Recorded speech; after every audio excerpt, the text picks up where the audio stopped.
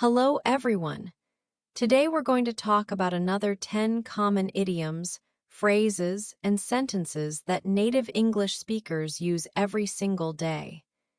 These are the kinds of expressions you'll hear in movies, TV shows, conversations with friends, and even at work or school.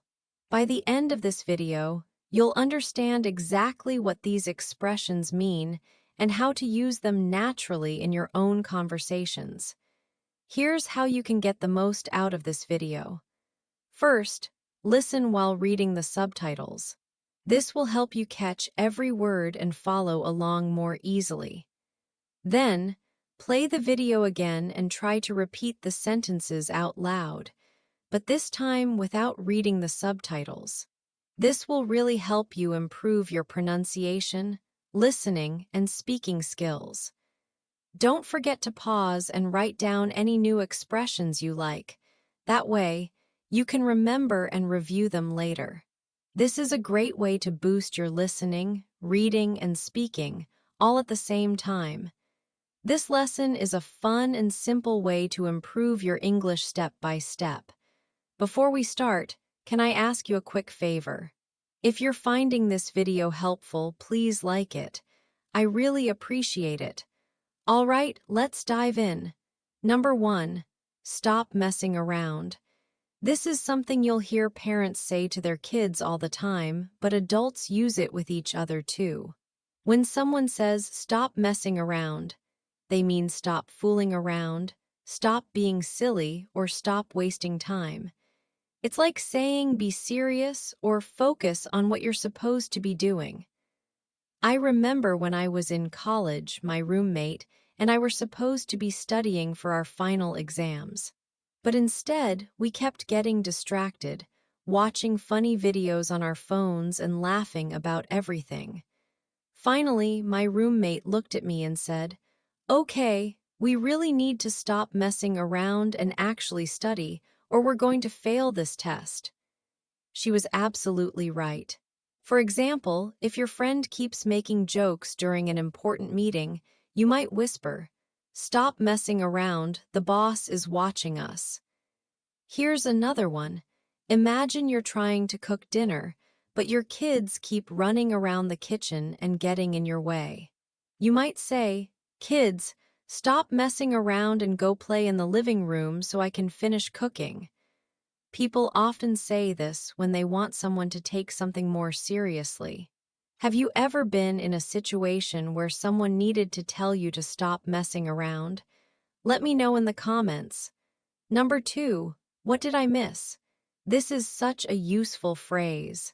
You use it when you arrive somewhere after something has already started, or when you've been away and you want to know what happened while you were gone. It's a quick way to ask for an update. Last week, I was running late to a meeting at work. When I finally got there, everyone was already deep in conversation about some new project. I sat down and quietly asked my colleague, "What did I miss?" She quickly filled me in on the important details so I could catch up and contribute to the discussion. For example, if you walk into your friend's house and everyone looks upset or excited about something, you might ask, "What did I miss? Did something happen?" Let's take this one. You're watching a movie with your family, but you had to leave for a few minutes to answer a phone call. When you come back, you ask, "What did I miss? Is the main character okay?" Here's another situation. You arrive at work on Monday morning, and your coworkers are all talking about something that happened over the weekend. You might say, "What did I miss? You all seem really excited about something." This phrase is perfect for staying connected and showing that you care about what's happening around you. Do you think you could use this in your daily life? Number 3, it's too slippery. This one is pretty straightforward, but it's used more often than you might think. When something is slippery, it means it's hard to hold onto or walk on because it's wet, icy, or smooth. We use this phrase to warn people about dangerous conditions or to explain why we can't do something. I'll never forget the first time I tried to go running after it rained. The sidewalks looked fine, but as soon as I started jogging, I realized how wet and slippery they were. I had to slow down to a careful walk because it was just too dangerous. When my friend called to ask if I wanted to meet up for our usual run, I told her, "I tried, but it's too slippery out here. Let's wait until tomorrow when everything dries up." For example, if you're at a swimming pool and someone wants to run around the edge, you might warn them, "Be careful, it's too slippery near the pool. You could fall and get hurt." You might hear something like this in winter.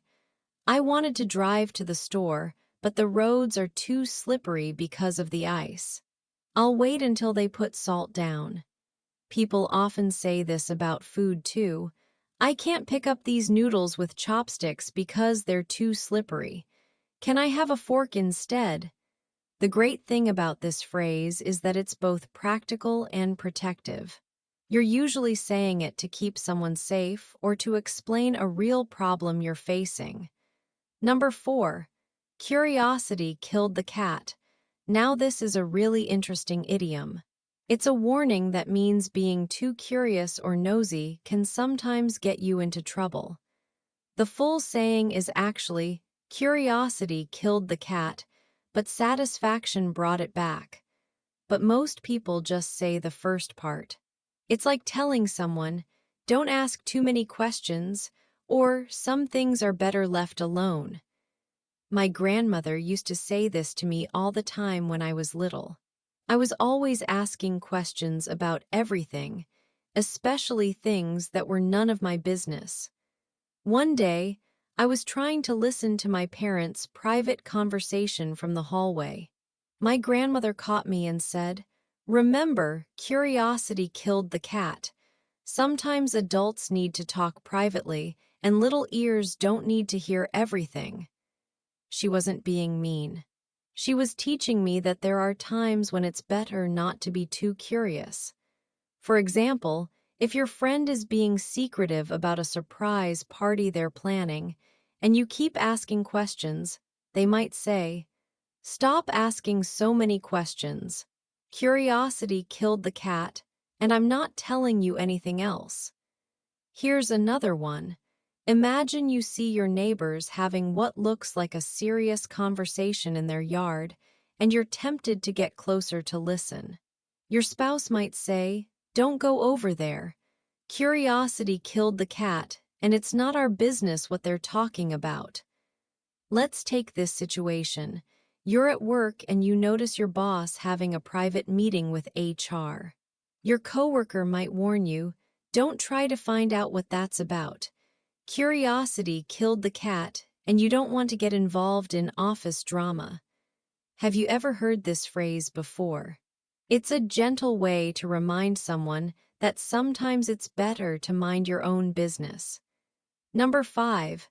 Let me bring you up to speed. This is such a helpful phrase in both personal and professional situations. When someone says, "Let me bring you up to speed," they mean they're going to give you all the important information you need to understand what's currently happening. It's like giving someone a quick summary or update so they can participate in the conversation or situation. I use this phrase a lot at work. Just yesterday, a new colleague joined our team in the middle of a big project. During her first meeting with us, I said, "Let me bring you up to speed on what we've been working on for the past month." Then I explained all the important details, deadlines, and challenges we'd been facing so she could understand where we were and how she could help. For example, if you miss a few episodes of your favorite TV show and your friend has been watching, you might ask them, "Can you bring me up to speed? I have no idea what's happening with the main characters anymore."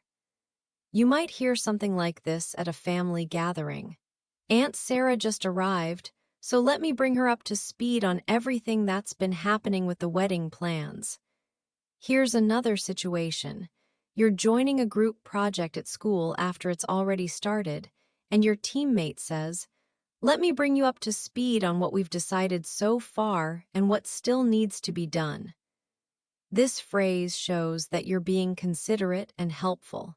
You're making sure everyone has the information they need to be part of what's happening. Which situations in your life could you use this phrase? Number 6, no cutting in line. This is something you'll hear everywhere in America. It means you can't skip ahead of people who were waiting before you. Americans take waiting in line very seriously, and cutting in line is considered really rude. Whether you're at the grocery store, waiting for a bus, or standing in line for coffee, you have to wait your turn. I remember being at an amusement park with my family last summer. We had been waiting in line for a popular roller coaster for about 30 minutes when a group of teenagers tried to push past everyone to get to the front. The people around us immediately started saying, "Hey, no cutting in line. We've all been waiting here." The teenagers looked embarrassed and went to the back of the line where they belonged. Everyone appreciated that someone spoke up because nobody likes it when people don't follow the rules. For example, if you're waiting to buy tickets at a movie theater and someone tries to squeeze in front of you, you can politely but firmly say, "Excuse me, no cutting in line. I was here first." People often say this at school cafeterias, "No cutting in line. Everyone needs to wait their turn to get food." Let's take this scenario. You're at the post office during the busy holiday season, and someone tries to cut in front of an elderly person. You might say, "No cutting in line, please. This gentleman was here before you." This phrase is really important to know because it helps you stand up for yourself and others in a polite but clear way. It shows that you understand American culture and that you respect fairness. Have you ever had to deal with someone cutting in line? Number 7, all is forgiven. This is such a beautiful phrase that shows forgiveness and letting go of past problems. When someone says all is forgiven, they mean they're not angry anymore and they don't want to hold grudges about whatever happened in the past. It's a way of saying, let's move on and start fresh. I had a big argument with my best friend about 2 years ago. We both said things we didn't mean, and we didn't speak to each other for several weeks. Finally, she called me, and we had a long, honest conversation about what happened. At the end of our talk, I told her, all is forgiven. I miss our friendship too much to stay angry about this. We both cried a little, and our friendship actually became stronger because we learned how to communicate better and work through problems together. For example, if your teenager comes home late and apologizes sincerely for worrying you, you might say, "All is forgiven, but please call next time so I know you're safe." Here's another one. Imagine your coworker accidentally deleted an important file you were working on, but they stayed late to help you recreate it. You might tell them, "Don't worry about it. All is forgiven. Thank you for helping me fix it." You might hear something like this after a family disagreement. "I know we all said things we regret during dinner last night, but all is forgiven. Let's just enjoy being together." This phrase is powerful because it allows people to move forward instead of staying stuck in the past. It takes maturity and kindness to truly forgive someone. Can you think of a time when you needed to forgive someone or when someone forgave you? Number 8, I can't carry a tune.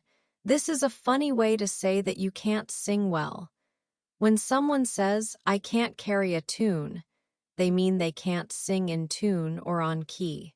It's a self-deprecating way to admit that singing is not one of your talents. Most people say this with a laugh because they're not really embarrassed about it. My dad always says this about himself, and it's absolutely true. Whenever we're in the car and a song comes on that he likes, he'll start singing along really loudly and completely off-key. After a few seconds, he'll laugh and say, "I can't carry a tune to save my life, but I love this song." We all laugh with him because his enthusiasm is more important than his singing ability. He doesn't let his lack of musical talent stop him from enjoying music.